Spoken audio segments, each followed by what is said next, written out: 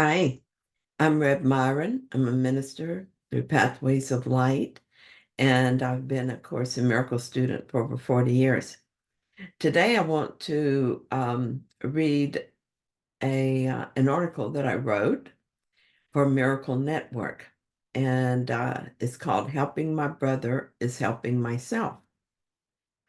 There are many ways I can help my brother and myself at the same time. I don't watch the news, but I do read the headlines on my news app. For a long time now, I've been watching my reaction to what I read. I read about someone's crime and I judged him or her. So I asked the Holy Spirit to heal my mind. Then I began to add something else to this process. I began to pray for the one I used to judge, and that felt better. Recently, I began to look at their picture and tell them that they're safe, that they're loved. I say to the one who stole from his boss, "It's okay, honey, that is not you. You are not here. You are in God where He put you.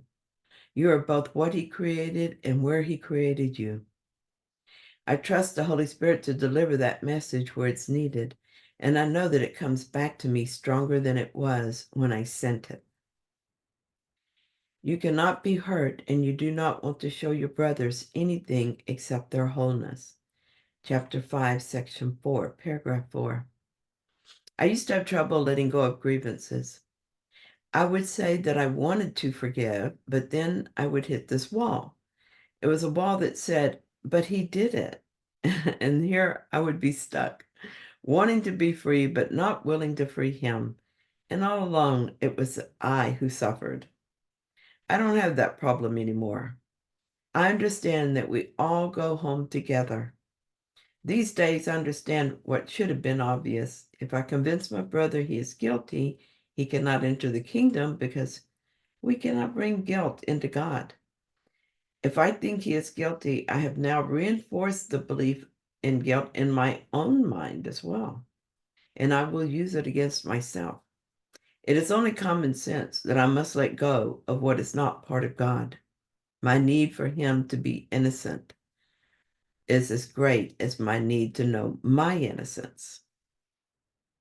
Your gratitude to your brother is the only gift I want. In the text, chapter 4, section 6, paragraph 7. I help my brother and myself when I'm grateful for him. I'm grateful for all my brothers, the ones who support me and teach me, as well as the ones who trigger me. Those who push my buttons or bring into my awareness what is in my mind that needs to be seen and forgiven.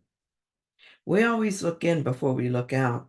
So what I see in my brother is what I first saw within myself. I was shopping one day and kept seeing the same woman. I noticed her particularly because she was frowning. I thought how unfriendly she seemed.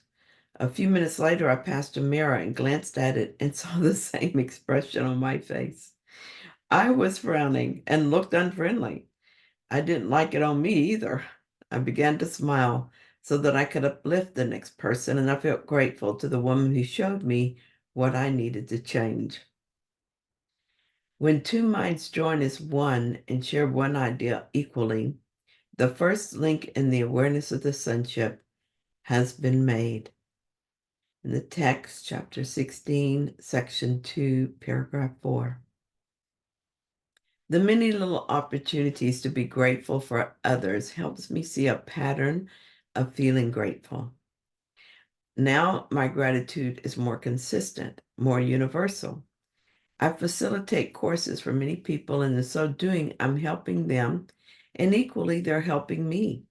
Because people are willing to join with me for this purpose, I, as well as them, benefit in this way.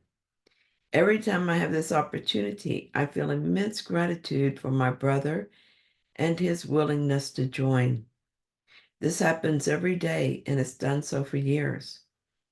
It has created a constant state of gratitude that encompasses even those I don't know. I no longer need a reason to feel gratitude for someone. I feel gratitude that they complete the sonship. Gratitude is nearly a constant state now.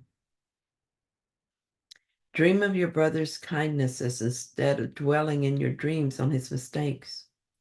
Select his thoughtfulness to dream about instead of counting up the hurts he gave. Forgive him his illusions and give thanks to him for all the helpfulness he gave. And do not brush aside his many gifts because he is not perfect in your dreams. He represents his Father, whom you see as offering both life and death to you. Chapter 27, Section 7, Paragraph 15. This is one of my favorite passages. I can dream of my brother's kindnesses, or I can dream of his mistakes. It's up to me. I met someone recently who seemed to rub me the wrong way. I tried to distance myself from her. I didn't make eye contact. I didn't express or feel gratitude for her help. I saw myself doing this, and I wanted to stop. The desire to join instead was like a fleeting thought, but it was there just below the ego desire to attack. And my desire to separate was an attack. It was an attack on the sonship, on our place in the sonship. Before I left our company, she did something that was helpful to me, and this small action helped me to pull out of the story of the two personalities clashing. I forgave her illusion and gave thanks for her help. I stopped brushing aside her many gifts because I dreamed that she was not perfect. When a brother behaves insanely, you can heal him only by perceiving the sanity in him. If you perceive his errors and accept them, you are accepting yours. If you want to give yours over to the Holy Spirit, you must do this with his. Chapter 9, Section 3, Paragraph 5. I'm grateful that Jesus included this passage because there will always be times when a brother behaves insanely. Insanity is anything that is not reality, not the truth of his being. Here's an example of something that happened to me. A friend of mine texted me for advice about a problem she had. I replied and was later surprised when she responded in anger, feeling like I had attacked her. It was never my intention to do so, and I didn't understand why she felt that way. But I didn't defend myself because it is in my defenselessness my safety lies. I didn't say anything that would give her the impression that she had hurt me. I just apologized. I gave the whole thing to the Holy Spirit. Later, she sent me a message saying she misunderstood my words and the whole thing was over. When you meet anyone, remember it is a holy encounter. As you see him, you will see yourself. As you treat him, you will treat yourself. As you think of him, you will think of yourself. Never forget this, for in him you will find yourself or lose yourself. When I met the aforementioned woman I didn't like, I temporarily forgot that it was a holy encounter. I treated her as if she were the body image standing in front of me. Thus, I felt like I was a body image of Myron rather than the Son of God that I am. In forgetting who she was, I forgot who I was. I lost myself. But because I practice gratitude for my brothers every chance I get, when that quiet voice began to nudge me back to sanity, I heard it. I made a different decision. Instead of listening to the vicious ego speaking so loudly in my mind, I decided to listen to the voice for God instead. This little drama was all played out in my mind only, but it mattered. It mattered to both her and me. What is in my mind is in the entire mind of the sonship, including the woman I was trying to push away. But so is my change of mind. You need the blessing you can offer him. There is no way for you to have it except by giving it. This is the law of God, and it has no exceptions. When you deny what you deny, you lack, not because it is lacking, but because you have denied it in yourself and are therefore not aware of it in yourself. Let me reread that sentence. What you deny, you lack, but because it is lacking, not because it is lacking, but because you have denied it in another and are therefore not aware of it in yourself. There you go. And that's chapter 7, section 7, paragraph 2. First, I need the blessing I can offer my brother. I accept this as true. The fact that I could even momentarily forget my purpose and slip into unconscious thinking and behavior shows me I need blessings. And it makes sense to me that I cannot have it without giving it. By denying a blessing to my brother, I will not be aware of it in myself. I am especially drawn to the sentence that says, "There are no exceptions to this law of God." This tells me that I must heed what Jesus is telling us in this passage. I need blessings, so I must give blessings. There are so many opportunities to do this. People at the store where I buy my groceries, people I read about in the paper, family members, people who post on Facebook or comment on my posts are all opportunities for me to bless my brothers. Even those who exist only in my memories need my blessings, and I am blessed as I do this. You who hold your brother's hand also hold mine, for when you joined each other, you were not alone. Do you believe that I would leave you in the darkness that you agreed to leave with me? Text, chapter 18, section 3, paragraph 4. I hold your hand as surely as you agreed to take your brother's. You will not separate, for I stand with you and walk with you in your advance to truth. And where we go, we carry God with us. Text, chapter 18, section 3, paragraph 5. Sometimes when I'm listening to the ego instead of the Holy Spirit, it can make sense to me that I am alone and separate from my brothers and from God. But this unpleasant feeling cannot sustain itself in me anymore. This is because I'm not alone in deciding for God.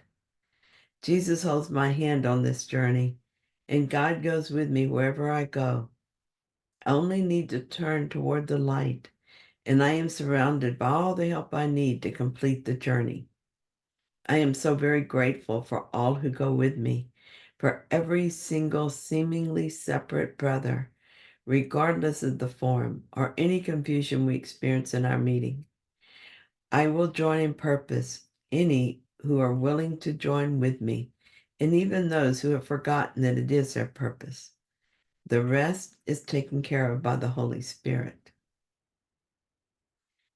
Thank you for joining me in this reading. If you enjoyed this, I have an article pretty much every time Miracle Network magazine comes out, and so do a lot of other people. So let me tell you a little bit about Miracle Network. They're based in the UK, in London, and they have online workshops, one of which I will be doing pretty soon. And they also have many people who share their thoughts in this magazine. I think this one has something by Lee Jampolsky. John Mundy often writes in here. So does Alan Cohen. He wrote one called The Reunion of Souls in this particular magazine. The editor is Dan, and Dan also writes in the magazine, writes lovely stuff. So you'll find a lot of really good articles in this particular magazine. And you can get it online. It can be sent to you. And I will put a link so you can get this in case you would like to read it for yourself. I see Beth Gear also has one in this one, and so does Jackie Laura Jones. And Robert and Mary Stolting, who are the founders of Pathways of Light, where I became a minister. I see something by Eileen Hardy. And I think that's all the ones that are in here this time. So if you're interested in receiving this in your email, let me know, and I'll be happy to help you connect. They also have, by the way, a meditation, and it's free, and you can join in the meditation if you let them know that you want to. They'll send you a link. Okay, so thank you for joining me, and if you found this helpful, please like it. And if you haven't yet, please subscribe. And I'll be back soon with another reading. See you then.